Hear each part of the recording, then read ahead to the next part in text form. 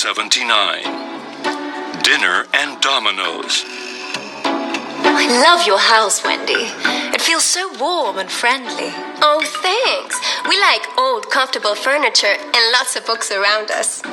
It looks like we do a lot of reading, but we don't really. We have no time. The books are antiques, but just for decoration. Yes, they seem like a valuable collection. Well, they smell older than they are. That's because we never dust them. Now, would anybody like a Colombian coffee and a good Italian grappa? That sounds like a good combination. This dessert tastes delicious, Wendy. Did you make it? No, it's from a packet. You just add milk and bake it in the oven. The photo looks so attractive on the packet. You sound like me. I hate cooking.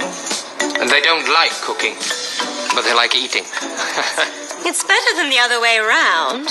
I read that next century, men will do the cooking at home. Luckily, that's not too far away. Yes, guys. Maybe you should start practicing now. I feel the need to change this conversation very quickly. Shall we play Dominos after dinner? That sounds like a good idea. The men against the women. Fine.